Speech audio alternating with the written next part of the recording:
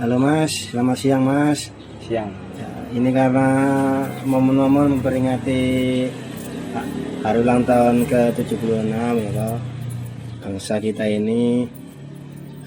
Menurut Mas, apakah sudah benar bahwa bangsa kita ini merdeka secara keseluruhan? Terus apakah memang benar kemerdekaan itu dirasakan oleh semua lingkup, semua lini?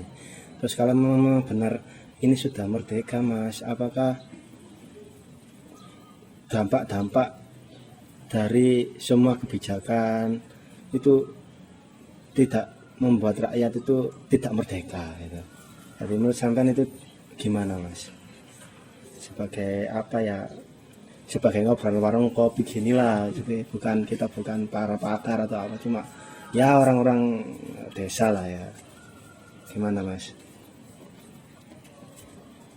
Ya, pada dasarnya kemerdekaan itu bisa disederhanakan dari setiap individu, anak-anak. Kalau anak-anaknya tidak kelaparan, berarti itu tolak ukur bangsa yang merdeka. Bagaimana bisa berpikir anak-anak bangsa kalau masih memikirkan perutnya yang kelaparan?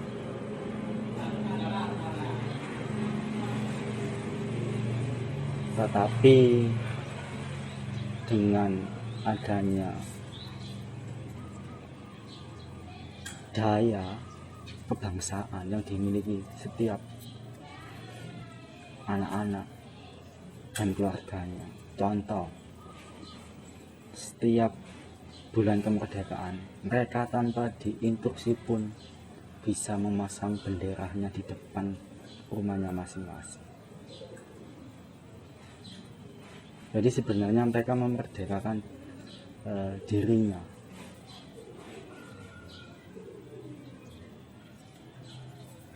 Diri siapa? Nggak tahu ya. Itu nanti akan terjebak dalam asumsi. Karena setiap perjuangan pasti ada yang memikirkan dirinya sendiri, ada yang memikirkan orang lain, ada yang mementingkan kanan dan kiri.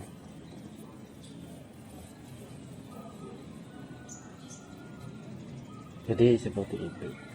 Oh gitu. Jadi Mas lebih condong bahwa kemerdekaan itu bukan pada tempat Mas ya. Jadi kayak kemerdekaan itu pada diri orangnya itu ya, yang seharusnya dirasakan itu. Ya semacam itu. Ya saya juga sependapat sih, karena apa? Ini ibarat kalau orang tua itu ninggali ya Mas, ninggali atau memberi warisan gitu. Sebanyak apapun kekayaan atau sebesar apapun, seluas apapun tanah yang diberikan kepada anak, dalam tanda kutip kita ini seperti generasi, kalau nggak bisa ngelola kan habis Mas. Kalau dibuat foya-foya, visi misi foya-foya terus itu nggak bisa cash flow uangnya atau hartanya mengelola. Jadi ya saya setuju sekali bahwa kemerdekaan itu tolak ukurnya bukan pada rumah atau tempatnya, tapi pada bangsanya itu sendiri. Lalu Mas, saya juga dengar-dengar itu bahwa banyak orang pakar-pakar itu di luar sana mengatakan dengan skenario writing lah bahasanya, mereka membuat novel kayak membuat tulisan atau apa, bahwa bangsa ini nanti pada peringatan kemerdekaan yang ke-100 gitu, pada tahun 2045 kira-kira tepatnya itu akan menjadi bangsa yang superpower bahasanya. Menurut jenengan terus Anda ini iyakah hal ini tentang superpowernya ini atau tentang kekayaan bangsanya ini?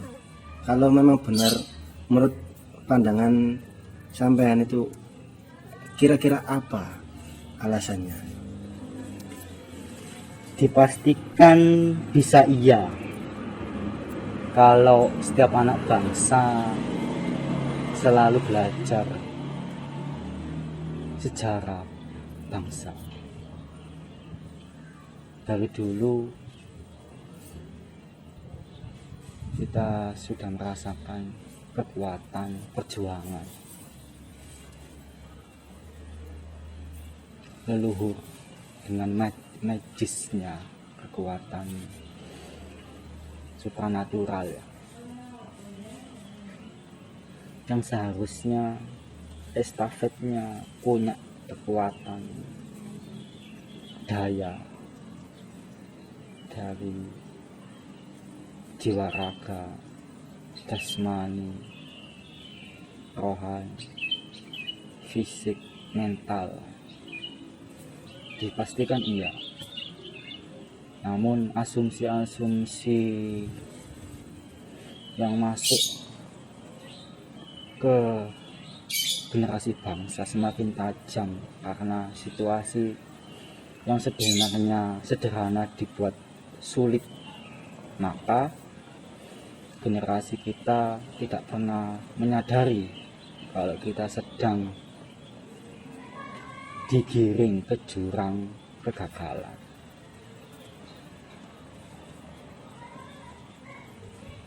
Jadi banyak hal sebenarnya yang bisa membuat kita selalu bangkit. Apa yang membuat kita selalu bangkit? Dalam 1 tahun sekali kita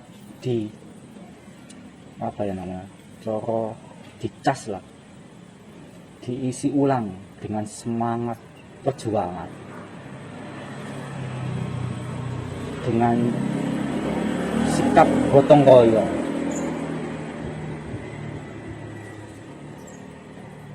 Nggak ada di negara lain punya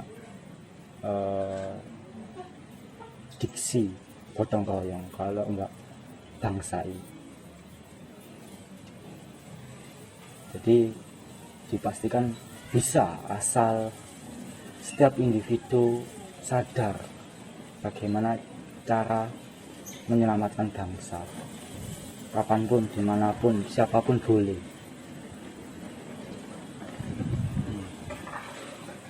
Iya sih, saya juga engeh dikit tentang hal itu. Cuman yang jadi kendala saya itu gini, kalau dari sepemahaman saya itu gini,